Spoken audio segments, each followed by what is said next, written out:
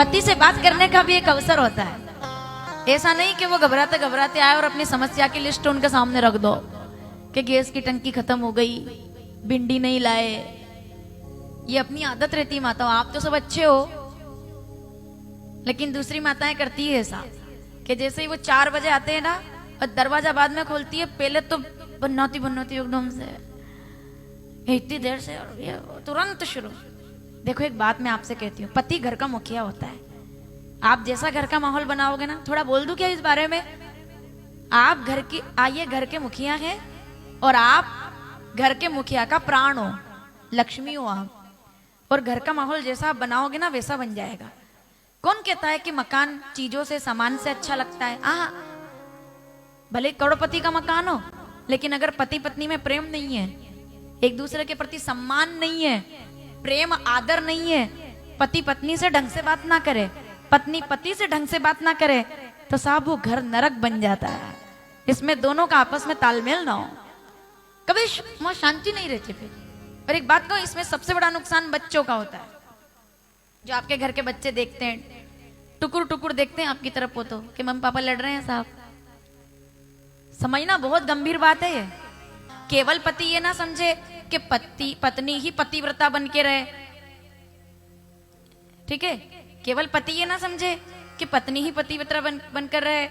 ये पति को भी समझना पड़ेगा कि अपने को भी थोड़ा थोड़ा पत्नीव्रता बनना होता है। पत्नीव्रता का मतलब, हालांकि ये कहने की जरूरत नहीं है, लगभग, लेकिन आप मेरा भाव समझ रहे हो ना?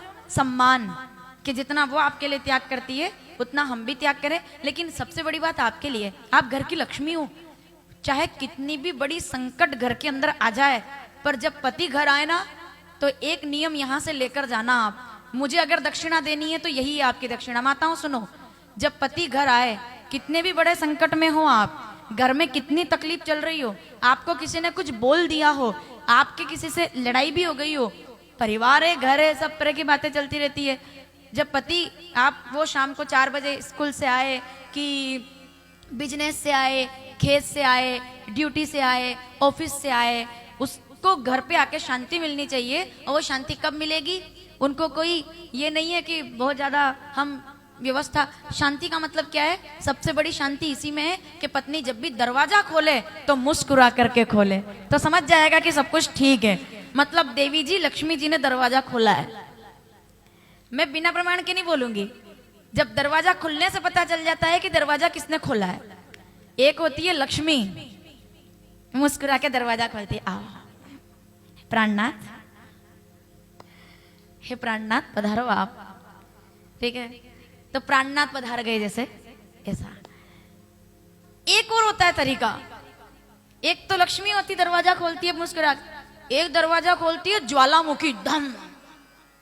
एक दरवाजा इधर धम, एक दरवाजा उधर धम, ज्वालामुखी जैसे। वो पति अंदर पांव रखने से पहले उल्टे पांव, वो डरता डरता रखे वो पे। बिना प्रमाण के नहीं बोलूंगी मैं ये बात, इसका प्रमाण है रामचरितमानस अयोध्या कांड 35वां दोहा, पढ़ो आप चौपाई। मतलब गजब का प्रमाण है कि एक पत्नी के नाराज होने से क्या हो सकता है? केवल एक पत्नी के नाराज होने से। चक्रवर्ती सम्राट के ही हेतु रानी रिसानी, अयोध्या जैसा परिवार, और दरवाजे में पांव अंदर नहीं गया। अपनी पत्नी को जब अमंगल वेश में देखा, कभी राम कथा सुनोगे तो समझोगे आप।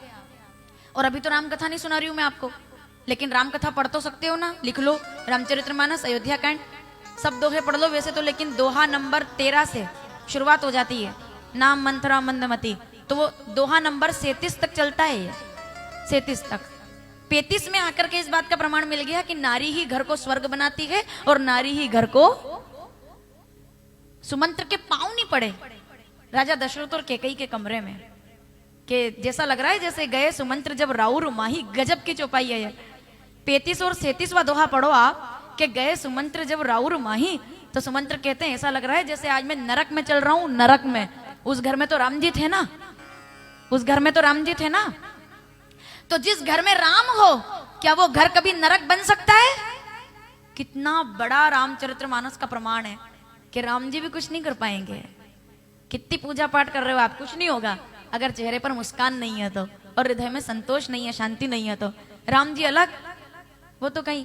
लेकिन देखो आप कैकेयी और दशरथ संवाद जब कर रहे हैं, घर नरक बन गया। समझ रहे हो ना मैं क्या कहना चाहती हूँ?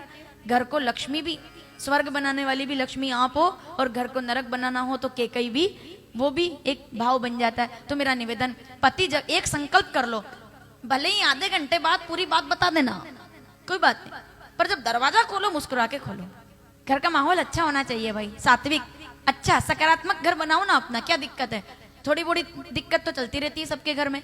इस पूरे पंडाल में इतनी माताएं सब बैठी है, क्या कोई गारंटी से ये कह सकता है कि साहब उसके घर में कोई दिक्कत नहीं होती होगी? बोल सकते हो क्या आप? मैं तो गारंटी से कह सकती हूँ कि राम जी के घर में भी दिक्कत हुई है, गारंटी है। तो हम कैसे बच जाएंगे? तो छोटी मोटी दिक्कत तो आएगी, लेकिन मनुष्य वो नहीं है। सावधान, परिस्थितियां बदल जाए, परिस्थितियां बदल जाए, मनस्थितियां कभी नहीं बदलनी चाहिए। मनस्थिति मजबूत रहनी चाहिए आपकी कि जैसा है वैसा सब बहुत अच्छा है, नहीं तो घर में आग लग जाती है, नरक बन जाता है।